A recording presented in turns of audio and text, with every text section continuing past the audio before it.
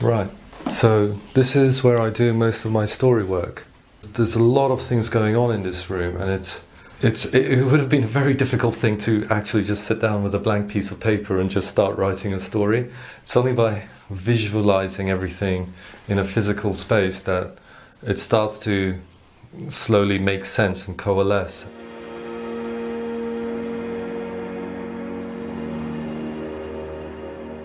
Hellblade was always conceived as a story-led experience, punctuated by moments of intense combat.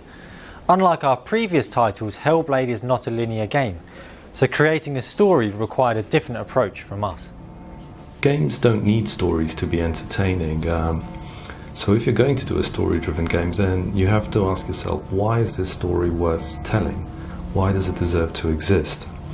I've always been interested in how the mind works, and I was reading about people's experiences with severe psychotic mental illness, and I was really horrified by what I was reading and video representations of what it can be like for some people.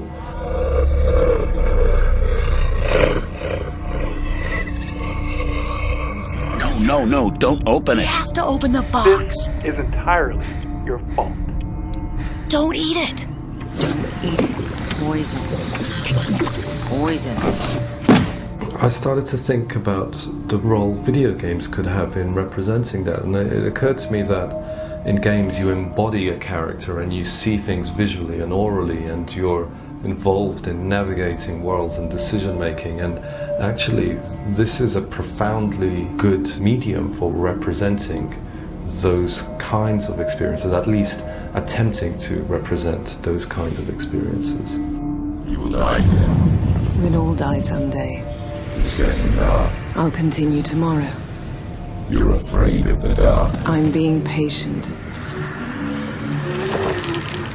Getting closer to him. I hope so. For me personally, when I start developing a story, I start with research, a lot of research, and speaking to experts. So in this case, we got in touch with Paul Fletcher, who's a psychiatrist and professor of health neuroscience at Cambridge University. It's very important to get both a scientific understanding of the subject and also a very personal and human understanding of the subject. A big helping hand came from Wellcome Trust, who are a global charitable foundation dedicated in part to broadening the understanding of science.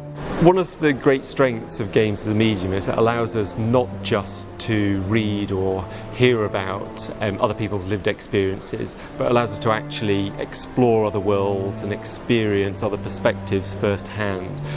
That offers particular opportunities when it comes then to trying to advance understanding of conditions related to the mind. Support from Wellcome Trust meant that we could engage deeply with researchers, as well as have access to patient groups who would tell us directly about their experiences. This is how you create a character that feels real, by basing her on real people and real stories.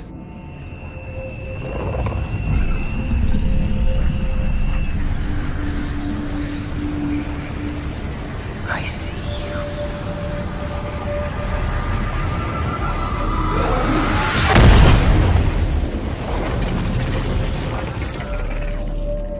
On this wall here we've got Senua's character.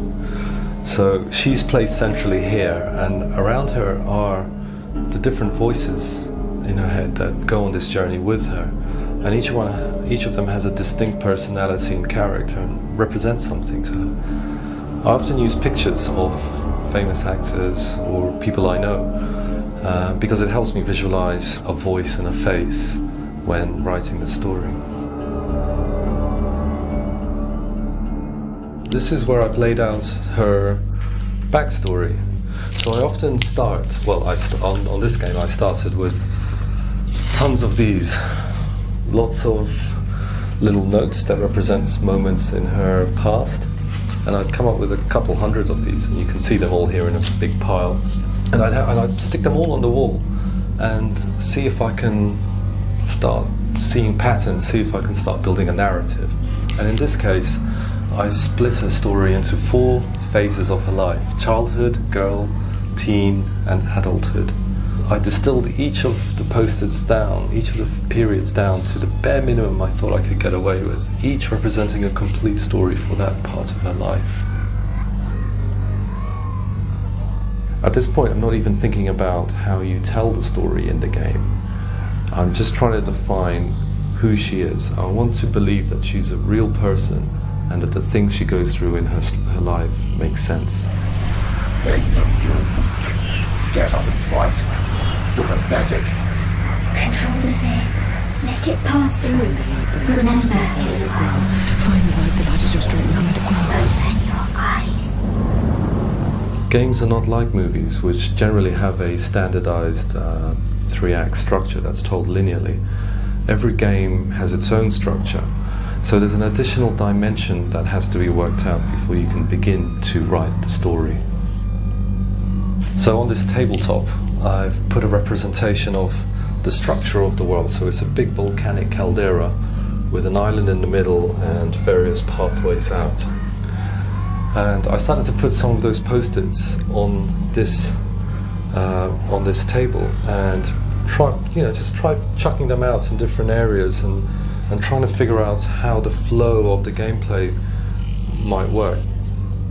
This isn't a linear game like Heavenly Sword or DMC. It's actually got a semi-linear or semi-open structure. So the idea is that as you're traveling deeper and deeper into Helheim, you're uncovering these memories, these backstories, and they appear to her as hallucinations, as sometimes frightening hallucinations, but they're linked to her past, and if she can overcome those challenges, she can go deeper into Helheim, into her quest, but also deeper into her own psyche, and so she starts to understand herself better. Baby, I must help them. They were calling for me. The story can't be just something that happens in cutscenes. It has to be present in everything you see, touch, hear and play. The entire world structure is the story structure. Here are just some ideas on how we tell the story, how we replace things like keys and doors and locks and collectibles that you see in many games and change them up, change them into things that are more about human perception, apophenia, seeing patterns and faces in the world, and illusions to create new pathways and unlock new parts of Helheim. Over several weeks, the story and the structure of Helheim started to coalesce and make sense. But even so, it was very difficult to know what this would play like and feel like. So we took a small section of the map and made this the basis of our first playable. The darkness. It gathers in the wind. It's getting stronger. This process has taken a year, and only now are we at a point where we can start to embark on the full script development and really write the story in script form as the player would experience it. Over the coming weeks, members of the Hellblade team will be fleshing out the details of the story and gameplay. Ultimately, creating a story experience is a group effort across many disciplines. I just wanna feel deeper, deeper. One last thing, we're looking for an accomplished sound lead to join the Hellblade team. Given that we only have one sound position on Hellblade, responsibilities will include all aspects of sound creation and implementation. If you think this could be you, then please visit ninjatheory.com/jobs for more information.